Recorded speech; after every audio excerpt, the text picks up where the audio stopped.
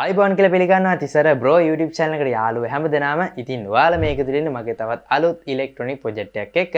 ඉතින් අද අරන් ආවිල්ලා තියෙන ඉලෙක්ට්‍රොනික ප්‍රොජෙක්ට් එක තමයි අපි කොහොමද සෝලර් ට්‍රැකින් සිස්ටම් එකක් ගෙදරදී නිර්මාණය කරගන්නේ කියලා. ඉතින් පුංචි වියදමක් තමයි යන්නේ මේ සෝලර් ට්‍රැකින් සිස්ටම් එක නිර්මාණය කරගන්න. ඉතින් අපි වීඩියෝටම ගිහිල්ලා බලමු කොහොමද මේක නිර්මාණය කරගන්නේ කියලා. ඉතින් වීඩියෝට යන කලින් මතක් කරනවා තාමත් තිසර බ්‍රෝ YouTube channel එක subscribe කරලා නැත්නම් අනිවාර්යෙන් පහළ දෙන අතු පාට බටන් එක ඔබලා subscribe කරන්න. ඒ වගේම bell notification එක දාලා තියෙන මම දාන මේ වගේ අලුත් වීඩියෝ ඉක්මනටම ඔයාලා ළඟට ගෙන්න ගන්න පුළුවන්. එහෙනම් ගෑලුවනේ අද දැන් අපි කොහොමද solar tracking system එකක් ගෙදරදී නිර්මාණය කරගන්න කියලා බලන්න මේ වීඩියෝ එකෙන්. මේ තියෙන අපේ ප්‍රොජෙක්ට් එකට අවශ්‍ය වෙන දේවල් අපිට D28 22 කියන මෙන්න මේ IC එක අවශ්‍ය වෙනවා. ඒ වගේම 10K resistor දෙකක් අවශ්‍ය වෙනවා. LDR දෙකක් අවශ්‍ය වෙනවා. ඒ වගේම අපිට මෙන්න මේ වගේ DC මෝටර් එකක් අවශ්‍ය වෙනවා. ඒ වගේම 18650 බැටරි හෝල්ඩර් එකක් මේ වගේ බැටරියක් අවශ්‍ය වෙනවා අපිට. ඒ වගේම අපිට සෝලර් සෙල් එකකුත් අවශ්‍ය වෙනවා. අපි දැන් බලමු කොහොමද මේ ප්‍රොජෙක්ට් එක නිර්මාණය කරන්න කියලා. ඉතින් ඉස්සෙල්ලා මම මේ විදිහට LDR දෙක අරගෙන මේකේ පින්ස් දෙක මේ විදිහට නවා ගන්නම්. ඉතින් ඔයාලත් ඒ විදිහට මේක නවා ගන්න. මම මේ විදිහට මේ පින් එක මෙහෙම නවනවා. ඊට පස්සේ අනිත් LDR එකත් අරන් ඒ විදිහට මම පින් එක නවා ගන්නම්. ඊට පස්සේ අපි මෙන්න මේ උඩ තියෙන පින්ස් දෙක මේ විදිහට එකතු කර ගන්න ඕන. ඉතින් මම දැන් මේ විදිහට LDR දෙක පාස් ගත්තා. ඉතින් මේ විදිහටම අපිට පාස් ගන්න තියෙනවා 10K රෙසිස්ටර් දෙක. ඉතින් ඔයාලා 10K රෙසිස්ටර් දෙක මෙන්න මේ විදිහට අරගෙන මේකත් ඔයාලා නවා ගන්න ඕන මෙන්න මේ විදිහට. මම එකක් මේ විදිහට මෙහෙම නවන්නා. මේ විදිහට එක පැත්තක් මෙහෙම අග්‍රය යනවා මේ පැත්ත මෙහෙම තියෙනවා.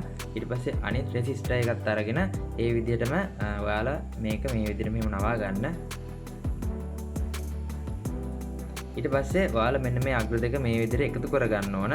ඉතින් ඒ දෙක ඊට පස්සේ මෙතනට පාස් ගන්න ඕනෙන්ද ඒ ගානට ඔයාලා මේ විදිහට මේ අග්‍ර දෙක මෙතනින් පාස් ගන්න ඕන. ඉතින් මම මේ දෙක ඉස්සෙල්ලා පාස්ගෙන ඉන්නම්. ඉතින් ওই විදිහට මම මේ ටික පාස් ගත්තා. ඉතින් පාස් ගත්තයින් පස්සේ මෙතන පොඩ්ඩක් දිග වෙනස් කරා. මොකද අපි මෙතනට අපේ IC එක සම්බන්ධ කරන්න ඕන මෙන්න මේ විදිහට.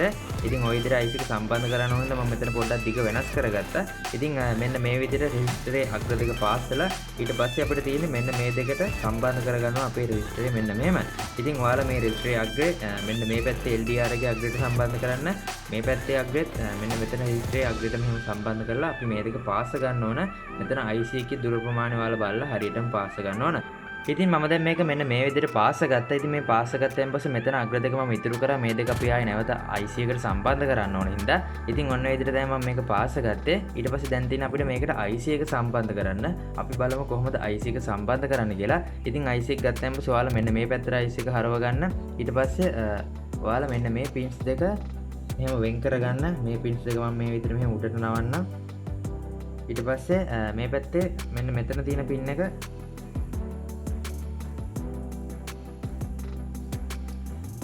ඒ පින් එක මම මේ විදිහට උඩට නවන්න. ඉතින් ඔන්න ඔය පින්ස් දෙක තමයි අපිට ඕන වෙන්නේ LDR එකට සම්බන්ධ කරන්න. ඉතින් ඒ හින්දා මේ පින්ස් දෙක මම මේ විදිහට වෙන් කරගත්තා. ඊට පස්සේ ඔයාලට බලා ගන්න පුළුවන් අනිත් පින්ස් දෙක තියෙනවා. ඉතින් මේ අනිත් පින්ස් දෙක ඔයාලා මේ පැත්තේ මෙහෙම ඇතුල් පැත්තට නවන්න.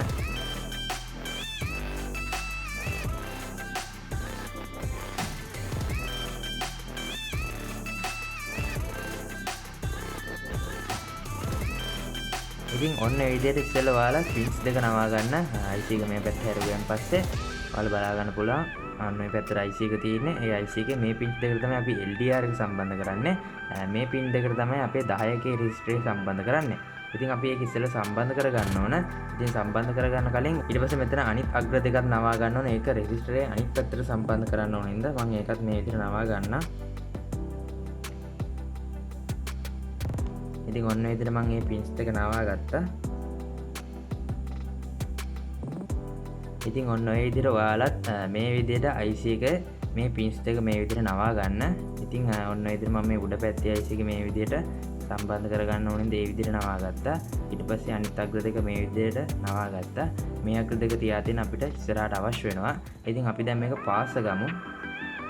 ඉතින් IC එක පාස් කරනවා මේ විදිහට අරගෙන ඔයාලා LDR එකට සම්බන්ධ කරන්න ඕන. මෙන්න මේ පැත්තේ අග්‍ර දෙක මේ විදිහට අරගෙන LDR එකට මෙතනට එහෙම සම්බන්ධ කරන්න ඕන.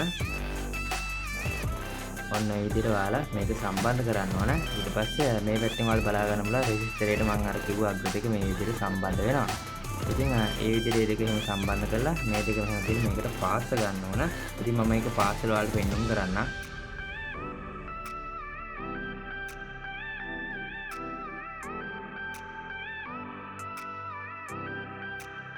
ඉතින් ඔන්න විදිහට මම මේ ප්‍රොජෙක්ට් එක හරියටම පාස් ගත්තා. ඉතින් පාස් ගත්තන් පස්සේ ඔයාලට පොඩ්ඩක් හැඳුන්වන්නත් එම ඔයාලට බලා ගන්න පුළුවන් මේ IC එකේ මෙන්න මෙතන අග්‍ර දෙක මම මේ සම්බන්ධ කරලා තියෙන LDR එකට.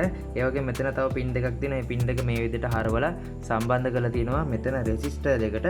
ඊට පස්සේ ඔයාලට බලා ගන්න පුළුවන් IC එකේ මෙන්න මේ පැත්තේ අග්‍ර දෙක තියෙනවා. මේ දෙක රෙසිස්ටරේ අනිත් පැත්තේ අග්‍ර දෙකට තමයි සම්බන්ධ කරලා තියෙන්නේ. ඒ වගේම ඔයාලට බලා ගන්න පුළුවන් තව පින් දෙකක් ඉතුරු වෙලා තියෙනවා. ඉතින් මෙන්න මේ පින් දෙකට අපේ මෝටරේ සම්බන්ධ කරගන්න ඕන DC මෝටර එක. ඉතින් ඔන්න ඔය විදිහට තමයි මේ ටික මම පාස් කරගෙන තියෙන්නේ. ඉතින් අපි දැන් මෙතනට DC මෝටරේ වයර් දෙක සම්බන්ධ කරගමු. ඉතින් මම මේ විදිහට පාස් කරගත්ත අපේ සර්කිට් එකේ දැන් කනෙක්ෂන් ඔක්කොම ටික දැන් තියෙන අපිට මේකට පවර් එක දෙන්න. ඉතින් ඔන්න ඔය විදිහට ඔයාලට බලා ගන්න පුළුවන් මම මේක දැන් මේ විදිහට මෝටරේ සම්බන්ධ කරලා තියෙන්නේ. ඉතින් දැන් තියෙන අපිට මේකට පවර් එක දෙන්න. ඉතින් අපි බලමු මේකට පවර් එක දීලා කොහොමද මේක වැඩ කරන්නේ කියලා. ඉතින් පවර් එක දෙන්න කලින් මම මෙතනට ග්ලූ ගම් ටිකක් දාගන්න. මොකද මේ ටික ෂෝට් වෙන්න පුළුවන් එක ළඟ පින්ස් තියෙන හින්දා. ඉතින් මම මේකට මෙහෙම ඉස්සෙල්ලා ග්ලූ ගම් දාලා මේක සම්බන්ධ කරන්න.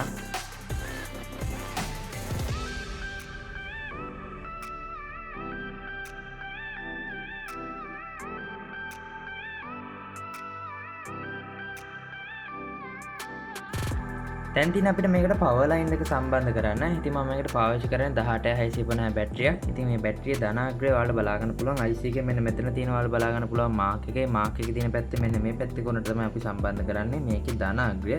ඉතින් මම දැන් ඒක මෙතනට තියලා මේ පාස් ගන්නවා.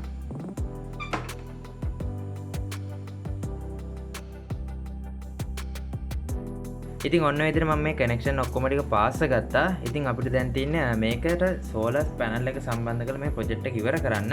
ඉතින් මම ඒකට මෙන්න මේ විදිහට මෝටරේ සම්බන්ධ කරගන්න ඕනේ. මේ විදිහට මම මේ රෝදයක් අරගෙන මෝටරේ මේ විදිහට මම සම්බන්ධ කරන්න.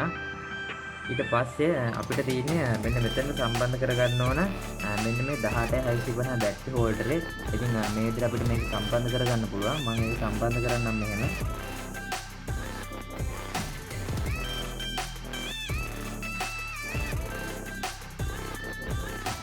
ඊට පස්සේ අපි දැන් මේකට සෝලර් සෙල් එක සම්බන්ධ කරගන්න ඕන. ඉතින් මම මේක මේ විදිහට මේව සම්බන්ධ කරන්නම්.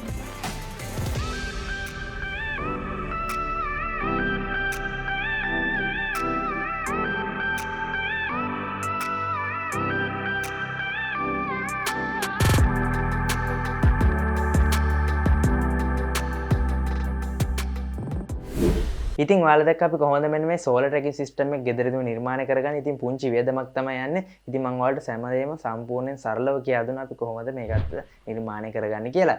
ඉතින් දැන් ඔයාලට අයිඩියා එකක් වෙලා තියෙනවා ඔයාලගේ ඉලෙක්ට්‍රොනික ප්‍රොජෙක්ට් වලට මේ නිර්මාණය අරගෙන අලුත් නිර්මාණ කරන්න. ඉතින් මොනවා හරි නිර්මාණයක් කරොත් අනිවාර්යෙන් පල්ලෙහා කමෙන්ට් සෙක්ෂන් එකේ කමෙන්ට් එකක් දාගෙන යන්න.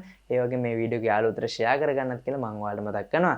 එහෙනම් යනවා තවත් අලුත් ඉලෙක්ට්‍රොනික ප්‍රොජෙක්ට් එකකින් හැමෝම ගිහිල්ලා එන්න පරිස්සමගෙන මම තිසර බ්‍රෝ.